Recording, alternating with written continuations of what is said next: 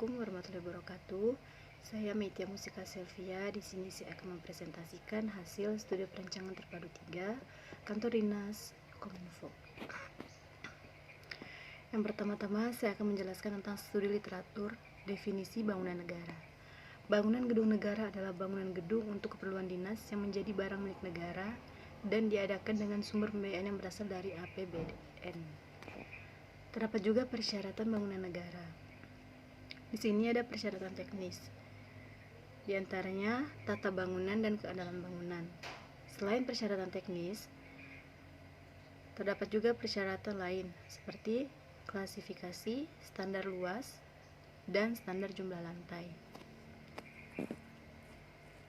Kemudian di sini ada Peraturan Menteri Pekerjaan Umum dan Perumahan Rakyat Republik Indonesia Nomor 21 Tahun 2021 tentang penilaian kinerja bangunan gedung hijau. Bab 2 Ordo Pemenuhan Standar Teknis BGH Bagian ke-1 Umum Pasal 2. Terdiri dari bangunan gedung baru dengan kategori mandatori, bangunan gedung baru dengan kategori disarankan, dengan kategori wajib, bangunan gedung yang sudah ada, kategori disarankan, H2M dengan kategori disarankan. Kawasan hijau baru dengan kategori disarankan. Kawasan hijau yang sudah ada dengan kategori disarankan. Lalu ada studi literatur dari Kantor Diskominfo. Definisinya adalah tempat dilaksanakan kegiatan menangani informasi.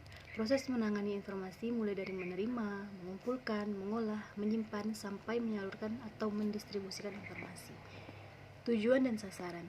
Tujuan untuk perancang bangunan yang lebih mementingkan fungsional untuk meningkatkan akses pekerja, instansi, dan masyarakat terhadap kegiatan Kominfo. Menentukan konsep planning, building design, struktur building, dan utilitas bangunan kantor Dinas Kominfo. Sasaran membangun kantor Dinas Kominfo dengan menerapkan sistem bangunan gedung hijau, membangun fasilitas yang dapat menunjang kegiatan dan aktivitas perkantoran, membuat konsep planning, building design, struktur building, dan utilitas bangunan kantor Dinas Kominfo. Terdapat beberapa fungsi dan tugas Kominfo, di antaranya 1. Perumusan kebijakan teknis di bidang komunikasi dan informatika. Lalu ada penyelenggaraan urusan penerimaan dan pelayanan umum di bidang komunikasi dan informatika, upaya peningkatan pelayanan publik di bidang komunikasi dan informatika, pembinaan dan pelaksanaan tugas di bidang komunikasi dan informatika, penyusunan kebijakan penyediaan sarana prasarana komunikasi dan informatika. Terdapat beberapa ruang kerja pada Dinas Kominfo. Yang pertama ada ruang kerja unit struktural, ada ruang kerja penunjang, ada ruang pelayanan terpadu, dan ruang kerja instansi. Ruang kerja unit struktural terdiri dari ruang-ruang kepala dinas, ruang kepala kasubag atau kepala subbagian, ruang kasih atau kepala seksi, dan ruang kabid atau kepala bidang. Ruang kerja instansi meliputi ruang-ruang staf, kasubag, kasih, dan kabid. Ruang penunjang seperti aula, ruang comment center, musola, toilet, servis, seperti dapur, pantry, lalu gudang. Terdapat juga ruang pelayanan terpadu seperti ruang pelayanan, media center, dan ruang tunggu. Terdapat struktur organisasi dari Dinas Kominfo seperti adanya kepala dinas, sekretaris, kasubag penggunaan aparatur, kasubag keuangan dan aset, kelompok jabatan fungsional, kabid, kabid informasi publik, kabid komunikasi publik, kabid aplikasi informatika, kabid persandian dan statistik. Lalu terdapat juga kasih persandian dan keamanan, kasih analisis data statistik. Lalu studi kasus. Yang pertama, studi kasus dari Kantor Diskominfo Kalbar. Alamatnya berada di Bangka Belitung, Kecamatan Pontianak Tenggara, Kota Pontianak, Kalimantan Barat. Berdasarkan hasil survei, terdapat beberapa ruang kerja unit struktural seperti ruang kepala dinas, ruang kepala subbagian umum dan aparatur, ruang kepala bidang, ruang kasih. Terdapat juga ruang kerja instansi seperti ruang-ruang staf kasubag, kasih, dan kabid. Ruang pelayanan terpadunya terdiri dari ruang pelayanan, media center, ruang tunggu, aula, ruang comment center, musola, toilet. Studi kasus 2 adalah Kantor Diskominfo Sumbar. Alamatnya berada di Jalan Lintas Tengah Sumatera, Sungai Dareh, Kecamatan Pulau Punjung, Kabupaten Darmasya, Sumatera Barat.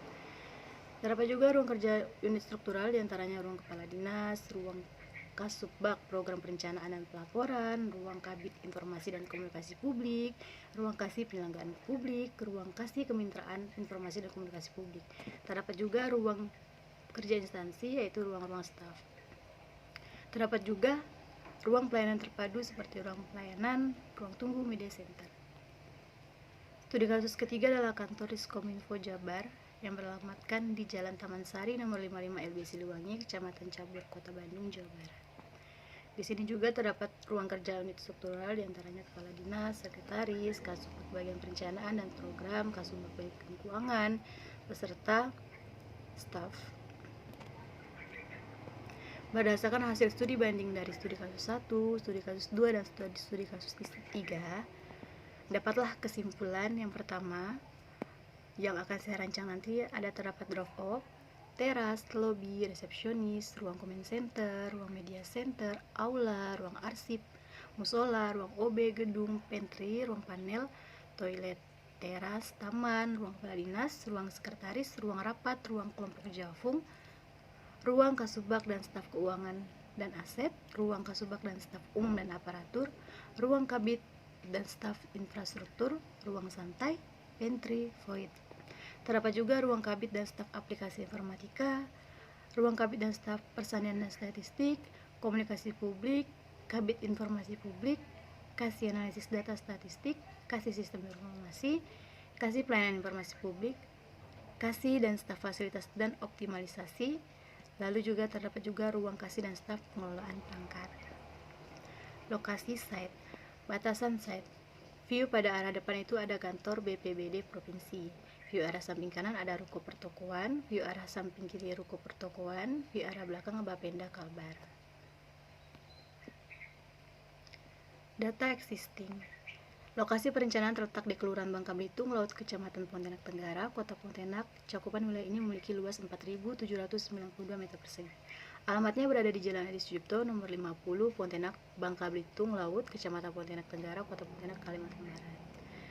Regulasi bangunan, KDB maksimal 60%, KLB maksimal 6, KDH maksimal 40%, dan lebar jalan 8 meter. Potensi site, site terletak di kawasan perkantoran dapat mudah diakses, sebab berdekatan dengan terminal bus, wilayah strategis, terletak di lahan pengembangan yang luas dan kontur stabil, tersedia jaringan utilitas seperti air bersih, listrik, dan telepon. Analisis, aturan tata wilayah. Mengacu pada peraturan RT/RW Kota Pontianak pada tahun 2013 sampai 2023, lokasi site berada pada wilayah subpusat pelayanan kota dengan peruntukan fungsi wilayah sebagai perdagangan dan jasa.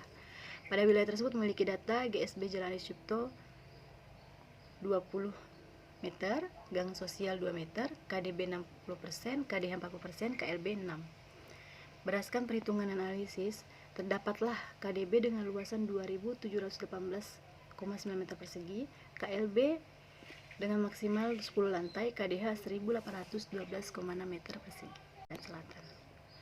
Analisis angin. Menurut data dari venstuski.co, datangnya arah angin dominan dari arah selatan menuju utara site. Arah datangnya angin membawa polusi. Bangunan yang berada di sekitar site merupakan bangunan bertingkat sedang, sehingga diasumsikan angin berhembus sepanjang hari. Kondisi angin di iklim tropis memiliki kecepatan angin yang relatif rendah dan cenderung lembab. Respon yang akan dilakukan adalah pertama, mengorientasikan bukaan di sisi utara dan selatan secara maksimal, mengolah massa bangunan yang dapat mengganggu pergerakan angin, menambahkan buffer vegetasi, dan menambahkan void pada bangunan sebagai penghawaan alami dan udara yang sejuk. Analisis drainase.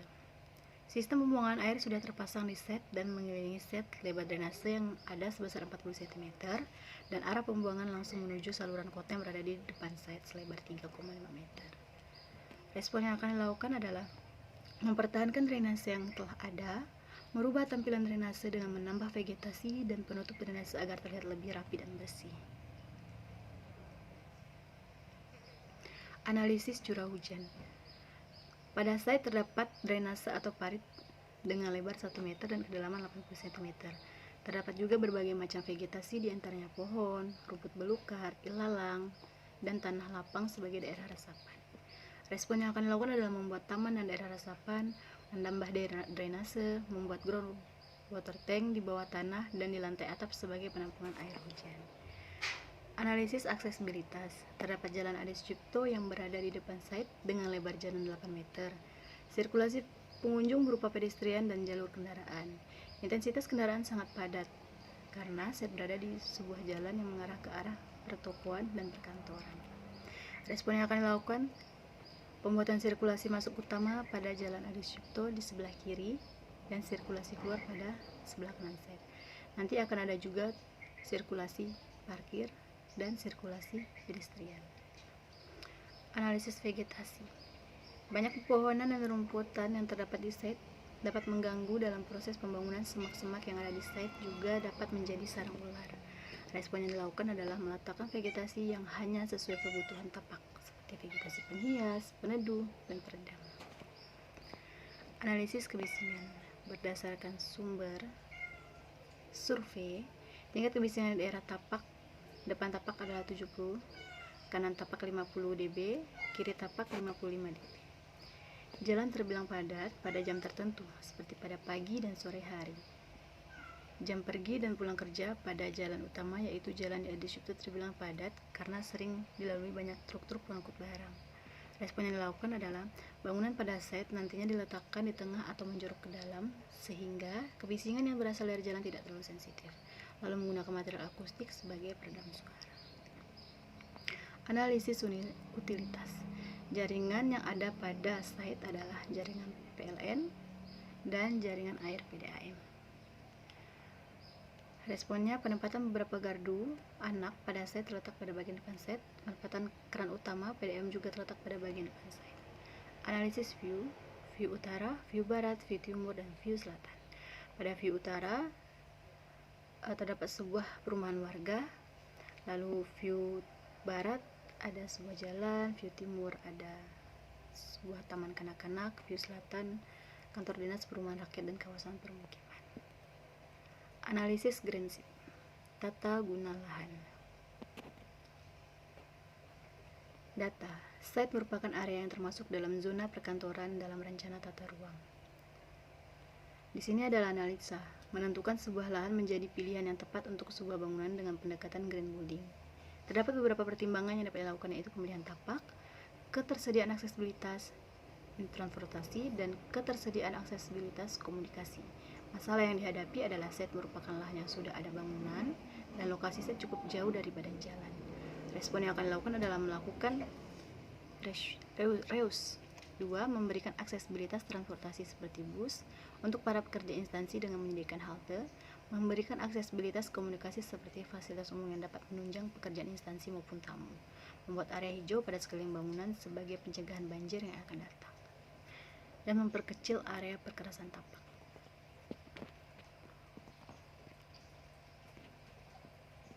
Kesehatan dan kenyamanan dalam ruang. Data, tingkat kebisingan paling tinggi berasal dari jalan.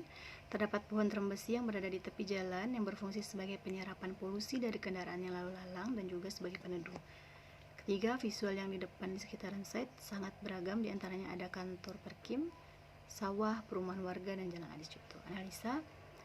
Kesehatan dan kenyamanan termal sangat berpengaruh dalam sebuah bangunan, karena kesehatan dan kenyamanan termal ini akan berpengaruh dalam operasional bangunan yang akan dihuni. Pertama, ada kesehatan udara. Dari hasil survei yang dilakukan, kualitas udara sedikit buruk karena site berada di wilayah padat perkantoran dan kendaraan. Kenyamanan visualisasi. Dengan adanya GSB membuat bangunan cukup jauh dari badan jalan dan terdapat banyak pepohonan sehingga membuat pemandangannya lebih luas. Respon, menambahkan buffer vegetasi, membuat inner court, lalu memberikan jarak antar bangunan dengan jalan bangunan dengan menambahkan vegetasi dan menjadi penghalang noise yang berasal dari luar site. Konservasi air dan curah hujan. Data, akses air pada site cukup mudah untuk didapatkan karena site dekat dengan Sungai Kapuas dan terdapat aliran PDAM yang diperoleh.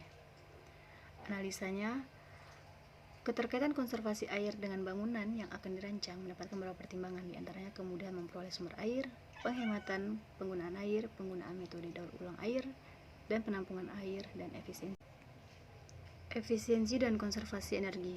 Respon yang akan dilakukan adalah membuat bukaan, menggunakan panel surya, pengaplikasian ventilasi untuk sirkulasi udara, menggunakan lampu sensor. Manajemen lingkungan bangunan.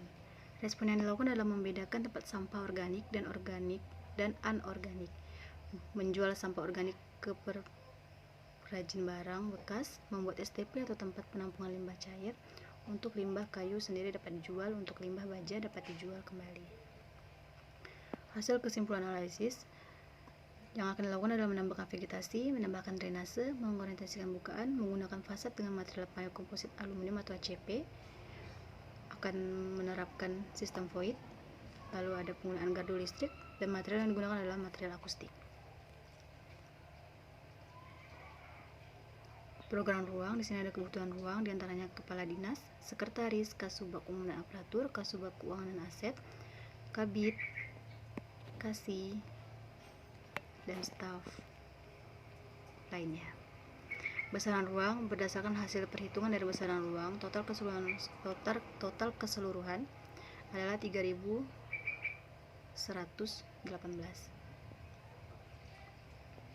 Terdapat persyaratan ruang. Ada beberapa ruang yang harus menggunakan pencahayaan buatan seperti ruang staf, ruang kepala bidang, kasubag, kadis maupun kasih. Hubungan ruang. Di sini ada hubungan ruang, diantaranya adanya resepsionis yang berhubungan langsung dengan teras dan main entrance. Lalu berhubungan langsung juga dengan ruang media center, ruang comment center, lift, toilet, aula, dan lainnya. Hubungan ruang pada lantai 2, void ini berhubungan langsung dengan ruang kepala dinas, ruang rapat, ruang kabid, ruang kasubag, lift, ruang staf. Kemudian pada lantai 3 terdapat void yang berhubungan langsung dengan ruang staf komunikasi publik, lift, ruang staf seksi pelayanan publik, ruang staf aptika. Lalu juga terdapat ruang kabin informasi publik yang berhubungan langsung dengan ruang staf sistem informasi dan ruang kasih sistem informasi. Kemudian terdapat void yang berhubungan langsung dengan ruang staf sumber daya komunikasi, tangga yang berhubungan langsung dengan ruang staf maupun ruang kasih dan area publik. Pink merupakan private, hijau semi private, dan coklat adalah service. Ini adalah zoning lantai 1, 2, 3, dan 4. Zoning ini terdapat juga zoning vertikal, di mana yang paling bawah adalah zoning pelayanan, lantai kedua adalah kerja instansi, ketiga kerja instansi, dan keempat kerja instansi. Kemudian ada zoning mikro, terdapat juga zoning vertikal dari zoning mikro.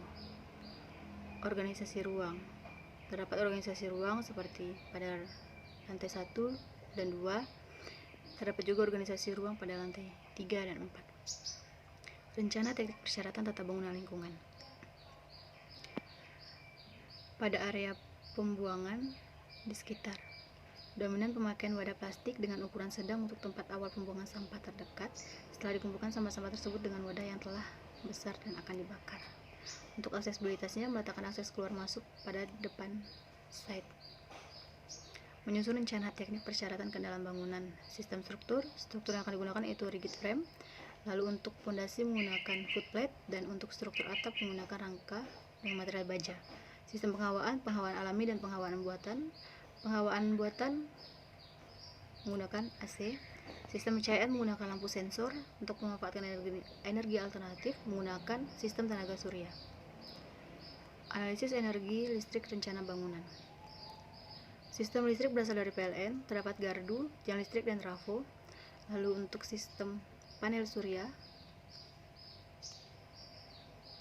diletakkan pada atap bangunan sebagai sumber tenaga listrik yang berasal dari matahari untuk mengurangi dampak globalisasi dan tidak akan habis meski digunakan terus-menerus sehingga dapat menghemat energi. Lalu sistem lampu sensor yang akan digunakan yang berfungsi untuk mengubah intensitas cahaya dan dapat meminimalisir penggunaan listrik. Di sebelah kanan ada skema denah. Di area bawah kiri itu ada lampu sensor dan batas sensor, kemudian ada ruang genset dan trafo.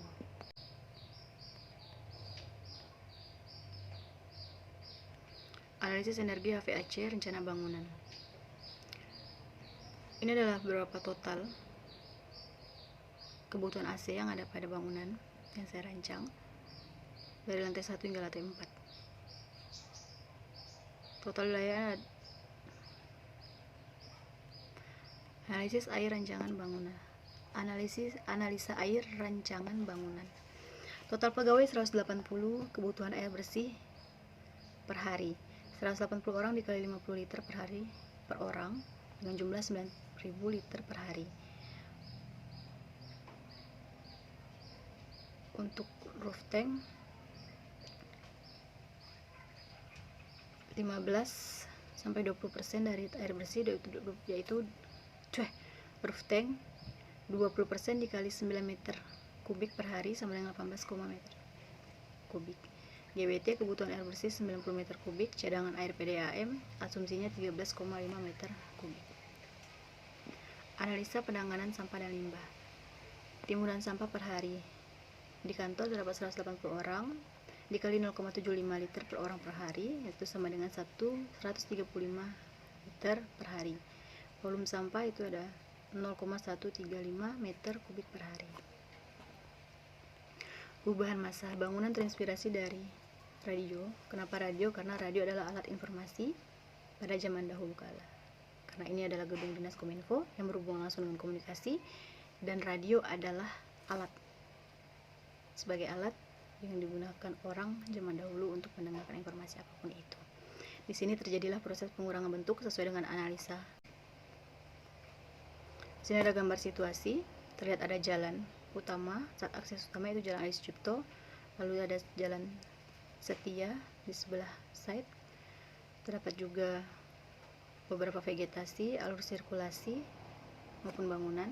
Di sebelah kanannya ada side plan.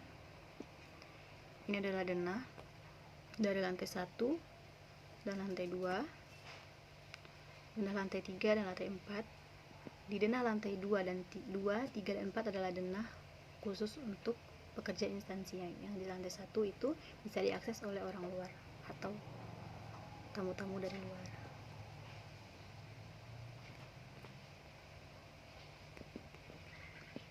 Kemudian ada potongan AA dan potongan BB. Tampak, terdapat tampak depan, ini masih tampak kasar. Beginilah kira-kira hasil desainnya nanti.